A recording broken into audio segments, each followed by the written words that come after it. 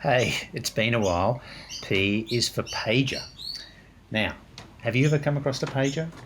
Um, what's a pager? Okay.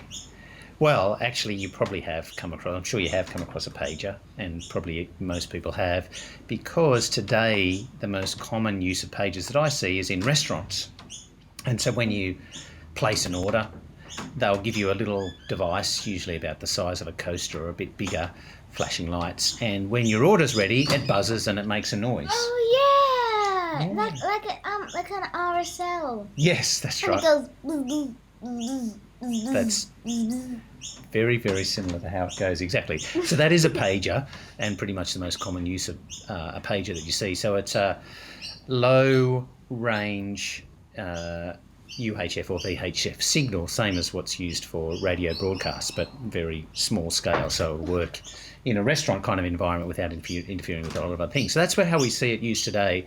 Now, pagers were used pre-mobile phones a lot. They are still used a little bit, but before mobile phones, they were used quite a lot. And I had a pager in my first job working for a bank.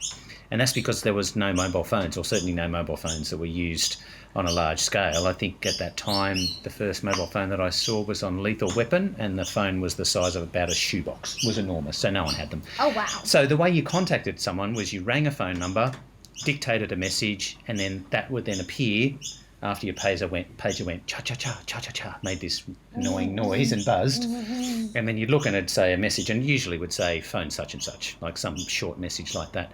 So I had it working for the bank because I was on call working at night, and so if something went wrong with the overnight run of the jobs, then I would get the operator would page me, and so I'd get a message at 2 o'clock in the morning. I still remember I would get paid $20 a day to carry the pager. And at those days, I would have to then call the operator in the bank, and they would try and describe what their message error was, and I'd try and figure out what the problem was. In most cases, you could do it over the phone.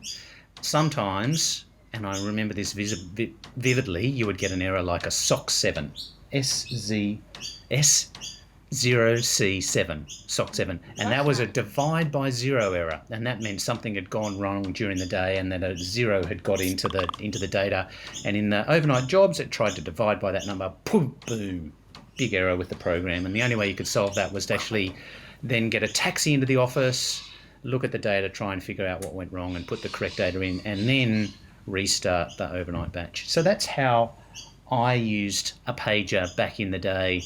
It was the thing that I remember interrupting my sleep in the middle of the night, and then usually with some trepidation as to what was going to happen next. So that's P is for pager. Sorry we haven't been doing this for a little while. We just had a little bit of a break. I want to also say thanks very much to everyone who provided money and sponsored me for Connor's Run, and I was able to raise over $1,500 with your generous support, and Adobe raised more than $40,000, and overall Connor's Run raised 1.375 million. So thanks everyone for your support as we try and find a cure for paediatric brain cancer. Okay, cheers. Cheers.